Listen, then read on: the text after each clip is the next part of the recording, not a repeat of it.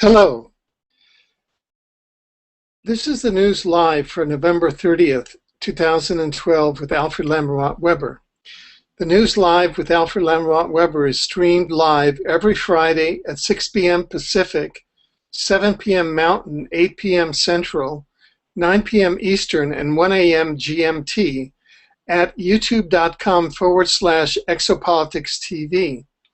Each live broadcast is accessible immediately afterward on archive at Exopolitics TV. Our motto is, quote, "The news live reports the news that the mainstream news is designed to hide." Let me repeat that.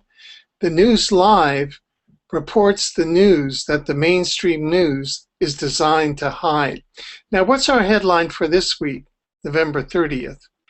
Our headline is "The Moon Saturn Matrix as a Mind Control Platform for Earth." The moon as an artificial satellite signal enhancer of the Moon-Saturn mind control matrix. A mind control matrix for our planet, enabling patterns of war, disease, crime, poverty, and a perpetual incarnation cycle after cycle after cycle. Now, let's look at the different layers of evidence for this and what we can do about it. First of all, we know that this week, ending November 30th, 2012, the moon was in the headlines again. Let me give you a sample headline. "Atomic bomb on the moon. The U.S. had secret plans to nuke the moon during the Cold War," media reports said. This is from the Huffington Post. A story has surfaced from the UK Telegraph over a decade ago is making the rounds again this week, as some media outlets are reporting that the US considered detonating an atomic bomb on the moon in an effort to intimidate the Soviet Union at the height of the Cold War in the 1950s. In 1957, Sputnik was launched, the first satellite into space. Military officials abandoned the idea. Physicist Leonard Riefel, formerly of the U.S. military-backed Armor Research Foundation and later a deputy director of NASA, said, in part because of the danger it posed to people on Earth if the mission failed. Scientists were also concerned about contaminating the moon with radioactive material. The first Soviet craft crash-landed on the moon in 1959, followed 3 years later by the American craft Ranger 4, reports National Geographic. So that the U.S. war machine, and we can read the Permanent War Economy's War Machine, its sort of first impulse was to attack the moon with a nuclear weapon. We don't know what the state of consciousness was at that time about the moon being an inhabited body, although we imagine that advanced intelligence had some concept of it, as there are reports that trips to Mars from Earth took place as early as 1962, just a few years later than 1957, and just a few years later than the time that this project of nuking the moon was going forward. Now, we have evidence that the moon is populated on its surface, not only on the inside, if it were a satellite. US astronauts, NASA employees, Soviet scientists, and the National Security Agency, NSA, has confirmed an extraterrestrial presence on the moon.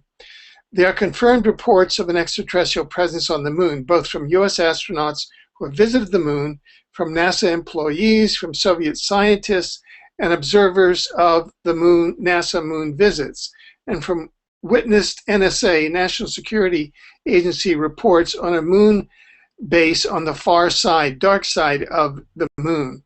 One report states, quote, "In a 2006 television documentary, Apollo 11, The Untold Story," U.S. astronaut Buzz Aldrin admitted for the first time publicly that astronauts saw UFOs on the trip to the moon, but they were not allowed to discuss this information on the live audio feed to NASA.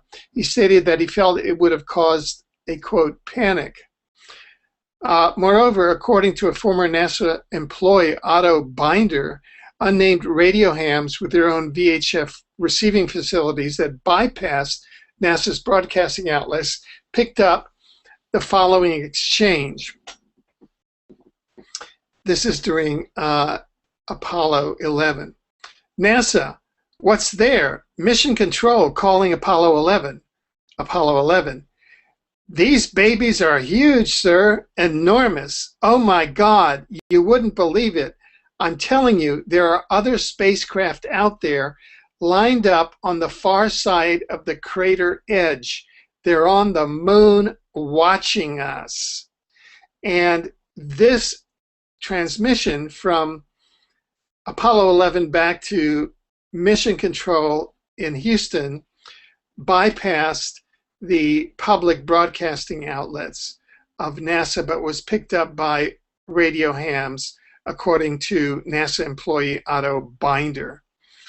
Moreover, we have the testimony of former U.S. Air Force Sergeant Carl Wolf, who was a fellow Disclosure Project witness with myself, who described photos, documents at extraterrestrial bases on the dark side of the moon that he witnessed at National Security Agency building in the 1960s. One report states that, quote, Sergeant Wolf was working with Tactical Air Command at Langley Air Force Base in Virginia in 1965. There he was assigned to the Lunar Orbital Project with the National Security Agency, where he met an airman who confided in him that they had discovered bases in the far side of the moon. Now, there's an extensive article on this at exopolitics.com, and you can go to the News Live article on the Saturn moon matrix at exopolitics.com, and it'll give you a link to this article with all of that evidence as to intelligent life on the surface of the moon. However, we're going deeper in the news report. It appears as though the moon is actually an artificial satellite moved into place or created in place as a transmission platform of a matrix control, of a mind control matrix reality for Earth. First of all, let's go and look at Earth civilization records, and we can find Earth civilization records which remember an Earth before the moon. This is the Earth before the moon was put into place. And here I'm quoting from archives, which again are referenced at the exopolitics.com article. The period when the Earth was moonless is probably the most remote recollection of mankind.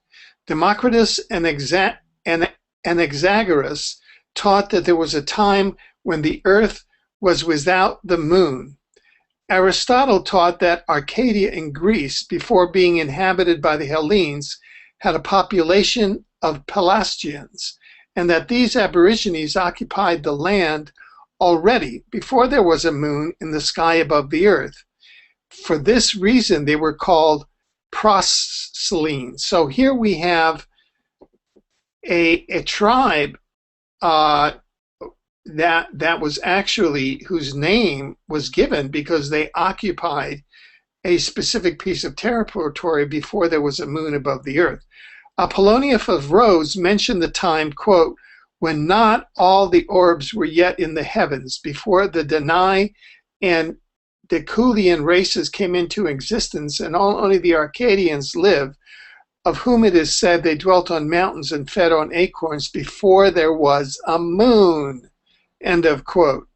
Plutarch wrote in the Roman Questions, there were Arcadians of Evandars following, the so-called pre-lunar people. pre-lunar people. Similarly, Ovid wrote, the Arcadians are said to have possessed their land before the birth of Jove, and the folk is older than the moon. Older than the moon. Again. Hippolytus refers to a legend that, quote, Arcadia brought forth Pelagus of greater antiquity than the moon. Greater antiquity than the moon. Lucian, in his astrology, says that the Arcadians affirm in their folly that they are older than the moon, end of quote. Censorius also alludes to the time in the past when there was no moon in the sky. Some allusions to the time before there was a moon may also be found in scriptures. In Job 25:5, the grandeur of the Lord, who, quote, makes peace in the heights, is praised, and the time is mentioned, quote, before there was a moon and it did not shine. That is in scripture in Job 25:5. Also in Psalms 72:1, it is said, thou wast feared since the time of the sun, and before the time of the moon, a generation of generations. That's in Psalms 72:5. A generation of generations means a very long time. And of course, it is of no use to counter this psalm with the myth of the first chapter of Genesis, a tale brought down from exotic and later sources. The memory of a world without a moon lives on in the oral tradition among the Indians, that is, the Native Americans. The Indians of the Bogota highlands in the eastern Cordilleras of Colombia relate some of their tribal reminiscences to the time before there was a moon. Quote, in the earliest times when the moon was not yet in the heavens, say the tribesmen of Chibchas. So you can see that there is a legitimate multicultural from many cultures, from the North American Aboriginals, the Native Americans, from the scriptures, from the Roman historians, from the Greek historians, on which we, count a great deal for our history of the modern era. So that means that our human civilization existed here before the moon, and it was the ancient civilization. So what occurred when the moon was brought into being?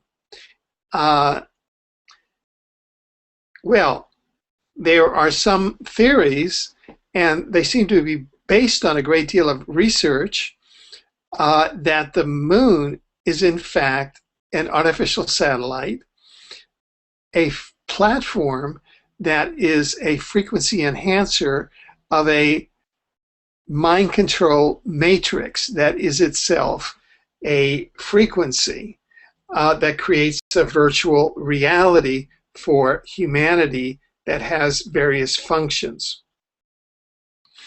Let's go first to the authors of a book called Who Built the Moon, and we'll just kind of summarize from their own words. And this is an interview with Christopher Knight, one of the authors of that book. The moon sits very close to the Earth, yet it is widely regarded as the strangest object in the known universe. It is a bit like knowing that every person in the world is completely normal, except the person you live next door to, who has 3 heads and lives on a diet of broken razor blades. The book lists the strangest of the moon, which includes the fact that it does not have a solid core like every other planetary object. It is either hollow or has a very low density interior. Bizarrely, its concentration of mass is located at a series of points just under its surface, which caused havoc with early lunar spacecraft. The material of the moon came from the outer surface of the Earth and left a shallow hole that is filled with water we now call the Pacific. This rock left the Earth to produce the moon very quickly after our planet had formed around 4.6 billion years ago. Well, there's some quarrel about that. The moon is not only extremely odd in its construction, it also behaves in a way that is nothing less than miraculous. It is exactly 400 times smaller than the sun, but 400 times closer to the Earth, so that both the sun and the moon appear to be precisely the same size in the sky, which gives us the phenomenon we call the total eclipse. Whilst we take this for granted, it has been called the biggest coincidence in the universe. Furthermore, the moon mirrors the movement of the sun in the sky by rising and settling at the same point on the horizon as the sun does at opposite solstices. For example, this means the moon rises at midwinter at the same place the sun does at midsummer. There is no logical reason why the moon mimics the sun in this way, and it is only meaningful to a human standing on Earth. So he continues here. We found that the superbly advanced measuring system in use over 5,000 years ago was based on the mass, dimensions, and movements of the Earth. However, for thoroughness, excuse me, sorry about that.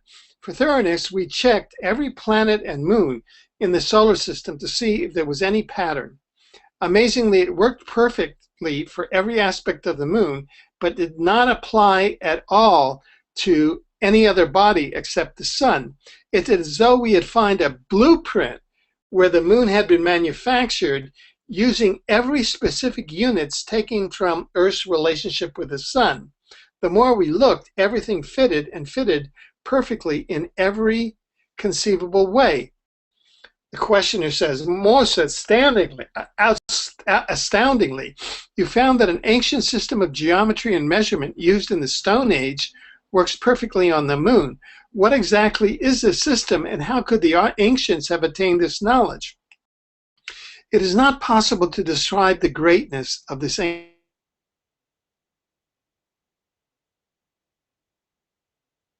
work of Alexander Thom, a brilliant professor of engineering from Oxford University, was our starting point. He identified the existence of what we call the megalith yard. This was a precise unit of measurement that was the basis of the late Stone Age structures across Western Europe, such as Stonehenge. Most archaeologists have written his work off as a mistake, but when one looks coldly at their objections, they are baseless. Alan and I are able to show that there were highly precise linear units based on the rotation of the Earth, and how they were also the basis of all time, capacity, and weight units in use today. Once again, these are exact, not approximations or close fits. Not only is the moon an apparently impossible object, it has some unique benefits for us humans. It has been nothing less than an incubator for life. If the moon was not exactly the size, mass, and distance that it has been in each stage of Earth's evolution, there would be no intelligent life here. Scientists agree that we owe everything to the moon. It acts as a stabilizer that holds our planet at just the right angle to produce the seasons and keep water liquid across most of the planet. Without our moon, the Earth would be as dead and solid as Venus. Who built the moon? We explained that it could not come to any other conclusion than that the moon is artificial. So there you have it. Now, let's go to the great theorist who sometimes get attacked, but I think he's a great theorist, and that's David Icke, who has put forth a model for the Saturn moon matrix by looking at the extraterrestrial craft that he calls the Saturn ring makers, and has identified the Saturn rings as a communication mechanism for transmitting a virtual reality matrix, which is enhanced by the moon as almost a platform antenna, so that, which is directed at Earth, so that we humans here on Earth, we're living inside a fake reality, a virtual reality, which kind of dumbs us into this 3D time-space reality down to two-strand DNA, whereas in fact, we were created as 12-strand DNA light beings in the third dimension.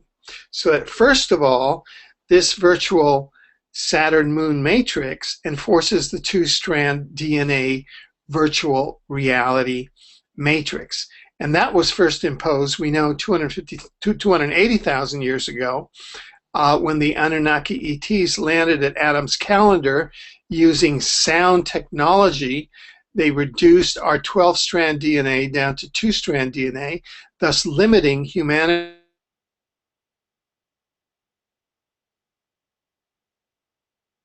ability to come totally from heart space and having us perceive systematically inside a narrow dualistic consciousness band of I win, you lose. That's duality consciousness. You can go to exopolitics.com and look, Google Adam's Calendar, the movie, and it's a very good documentary that we've created on that subject. Also, there's the Saturn moon matrix creates the reincarnation, reincarnation, cycle after cycle reality. And in fact, there's some concepts that the incarnation depot for human souls that are caught inside the virtual reality and are enmeshed in this cycle of, crime, disease, war, and poverty is on the dark side of the moon. You think you go to heaven, but you're deposited on the dark side of the moon in this depot for souls, and then, you're reincarnated into the incarnation virtual reality game on Earth. If we look at the great one of the great spiritual seers, G.I. Gurdjieff, 1866 to 1949, he intuitively thought that souls who were in this virtual matrix went to a depot on the far side of the moon. So he intuitively thought that. Gurdjieff frequently admonished the thoughtless mechanical behavior of humanity and was fond of saying that, quote, "We are food for the moon." That was one of Gurdjieff's favorite sayings, we're food for the moon. In other words, the moon acts as a giant electromagnet pulling upon organic soul life on Earth and sucking into itself the soul essence of dying creatures. The moon is an embryonic planet in that sense, and so we can credit Gurdjieff and Ouspensky for providing one of the earliest models of the Saturn moon matrix. And in exopolitics also, you can go to exopolitics.com and see some of the studies that we have reported, especially from New Zealand, on reports where gray extraterrestrials are in charge of the care of human souls and of matching human souls with new incarnating lives, and and of taking on many tasks that earthly religions normally say, oh, this is in the province of, quote, God. Well, no, it appears to be in the province of gray extraterrestrials. And there is one case that we've reported on extensively where the head of the UFO organization in New Zealand, in fact, met the soul of her future son when she was a young child aboard a gray extraterrestrial craft. And then when she was married and pregnant with the fetus of her future son, was beamed aboard an extraterrestrial craft. And there she met the soul again, and the grays came in, and there was an enmeshment ceremony where the soul of her future son was enmeshed with the fetus in her womb. So one has to query where exopolitics is really a future spiritual science. What is the relationship between the Saturn moon matrix and incarnation, and the role that the gray ETs apparently are now taking in the human incarnation cycle of some souls? These are legitimate questions that have to be addressed. Now you can say, well, this is just theoretical. Theoretical, just think of the past 10 days. We've had a war in Gaza that was, you know, Israel versus the Palestinians on this non-ending tread of violence that goes back to 1948, and that was really seeded back in the 19th century by satanic